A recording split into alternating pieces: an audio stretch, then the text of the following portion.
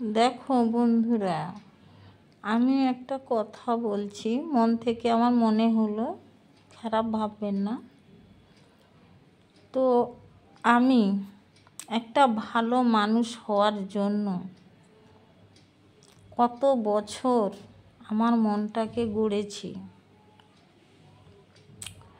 প্রথমে মন দিয়ে কাজ করেছি, তারপরে সংসার করেছি, সংসারের সবাইকে খুব যত্ন সহকারে ভালোবেসেছি, সম্মান দিয়েছি, পুজো পাঠ করেছি, মাঝে মাঝে বারব্রত করেছি।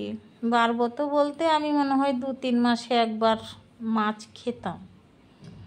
মানে আমার শুরু হলো সোমবার, মঙ্গলবার, বুধবারটা বাদ, বৃহস্পতিবার, শুক্রবার, শনিবার, রবিবার, আবার করতাম সোমবার। করতে করতে পুরো নিরামিষ ভোজি।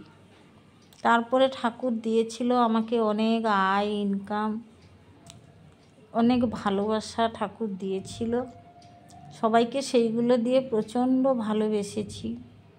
আমার জন্য 1 টাকাও রাখেনি। আমি কখনোই সোনা দানা, টাকা পয়সা এসব ভালোবাসতাম না। আমি পুজো করতাম আর মা লক্ষ্মীকে বলতাম যে আমি যেন 24 ঘন্টা রান্না যেন করি, আমি রান্নাটা যেন সবসময় করি, কারণ রান্না করলে তাহলে সবাইকে আমি খেতে দিতে পারবো, আমার তাহলে খাওয়ারের অভাব থাকবে না। ঠিক আছে, সবাইকে রান্না করে তাই করতাম। করতে করতে আমার একটা রান্নার সরকারি অফিস থেকে ক্যান্টিন দিয়েছিল।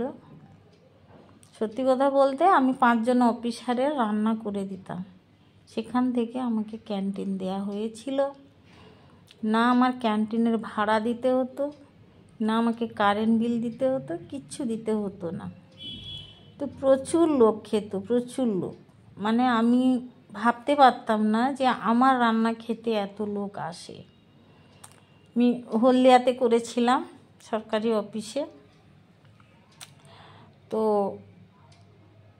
থেকে মিশ্রবিষি থেকে লোক গাড়ি নিয়ে খেতে আসতো, ITI কলেজ থেকে আসতো। ওখানে সুপার মার্কেট হলদিয়া, ওখানে যতগুলো অফিস সবাই খেত কম বেশি। নিচে যত ফল দোকানি খেত, এবং অফিসাররা হ্যান্ডবিল তৈরি করে পেপারওয়ালা পেপার দিতে আসতো অফিসে, ওকে দিয়েছিল। তার জন্য সবাই হোম ডেলিভারি খাবারটা নিয়ে যেত, কিন্তু আমাকে ডেলিভারি দিতে যেতে হতো না। অফিসারটা সেভাবেই লিখে দিয়েছিল, কারণ আমি ক্যান্টিন করতে চাইছিলাম না। অফিসারটা আমাকে জোর করেই নিয়ে গেছিলো, দিদি চলো সেখানে ভালো ভদ্র, কারণ সেখানে আজে বাজে লোক আসে না, অফিসের লোকই থাকে, আর কিছু লোকজন আসে কাগজপত্র কাজকর্ম করার জন্য, তারাই আসে। আমি একটা দোকানে 3টা লোক থাকলে সেখানে কিছু কিনতে যেতাম না। এই করে করে আমার চলছিল। প্রচুর যখন টাকা পয়সা গাড়ি বাড়ি হয়ে গেল, সংসারের লোক ঝগড়াঝাটি অশান্তি করে আমাকে ধূলিসাৎ করে দিল। তারপরে আমি মনে খুব দুঃখ হলো, অনেক কিছু করেছে আমার সঙ্গে, সেগুলো বলে লাভ নেই, বাড়ির লোক তো। যে যা করেছে ভালোই করেছে, আমার জন্য ভালোই হয়েছে। আমি ছেলেকে নিয়ে কলকাতায় চলে এলাম। এখানে রান্না করে লোককে দিই, লোক খায়, মা ছেলে থাকি। ছেলেকে কিন্তু ওর মধ্যে পড়াশোনা করিয়েছি। এখন ছেলে কিছু একটা কাজ করছে, মানে আমি বলবো না, আপনারা দেখতেই পাবেন, আমি না বললেও দেখতে পাবেন।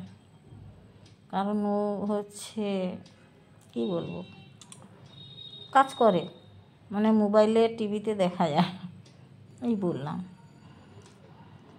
তো আমি দেখলাম যে আমার আর কাজ করারও শক্তি থাকছে না, খুব শরীর খারাপ, খুব শরীর খারাপ। তো আমি আজকে সোশ্যাল মিডিয়ায় এসেছি। শরীর খারাপ ছিল, সেই শরীর খারাপ অবস্থায় কান্নাকাটি করে গেছিলাম বেলুড়, সেই থেকে আমার ভিডিও করছি। একটা ভালো মানুষ হতে হলে খুব কষ্ট, খুব কষ্ট। ভালো মানুষের পাশে কেউ থাকে না, কেউ সাহায্য করে না, হিংসে করে, হিংসে যে ও ভালো হয়ে যাবে কেন। কিন্তু আমি কারোর ক্ষতি করছি না, কারোর 2 পয়সা নিচ্ছি না, কারোর 2 পয়সা মানে খতমও করছি না। তো আজকে বন্ধুদের আশীর্বাদে, ভালোবাসায়, ভগবানের আশীর্বাদে এবং আমার দুঃখের আশীর্বাদে, মানে অন্ধকার যদি না আসতো তাহলে আমি হয়তো এই সুন্দর মুহূর্তগুলো পেতাম না উপভোগ করতে। তাই সবাইকে আমি ভালোবাসি, সবাই ভালো থাকুক। আমি যেন এইভাবে যে কটা দিন ভবে থাকি, ভবের মাঝারে ভগবানের কাছে প্রার্থনা করি আমি যেন যেমন ভালো মানুষ তেমন ভালোভাবে যেন আমি চলে যাই টুক করে। কারণ আমি দেখেছি, আমি যদি কষ্ট পাই, দুঃখ পাই বা আমি হারিয়ে যাই, আমার জন্য কান্নাকাটি করার বা খোঁজার মানুষ নেই। তাই ভগবানের, ঈশ্বরের আশীর্বাদে, ঈশ্বরের বাচ্চা হয়ে যেন ঈশ্বরের কাছে পৌঁছে যেতে পারি এই কামনা করি। সবাই সেটাই আমার জন্য কামনা করবেন বা ভাববেন যে মানুষটা যেন সুস্থভাবে চলে যায়।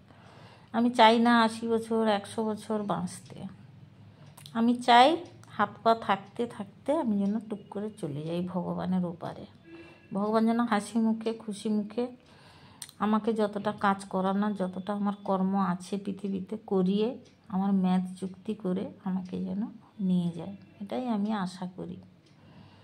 বন্ধুরা ভালো থাকবেন। আমার মনে এটা ইচ্ছা হলো বন্ধুদের সাথে বলি, শেয়ার করি, তাই করছি। অনেক ভালোবাসা আমি পেয়েছি, সত্যি কথা বলতে আমি অনেক ভালোবাসা পেয়েছি।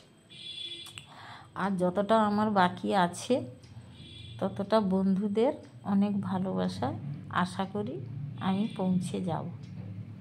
এই বলে আমার ভিডিওটা, মানে আমার বলা যা কিছু ছিল বলে আমি ভিডিওটা রেখে দিচ্ছি এই পর্যন্ত।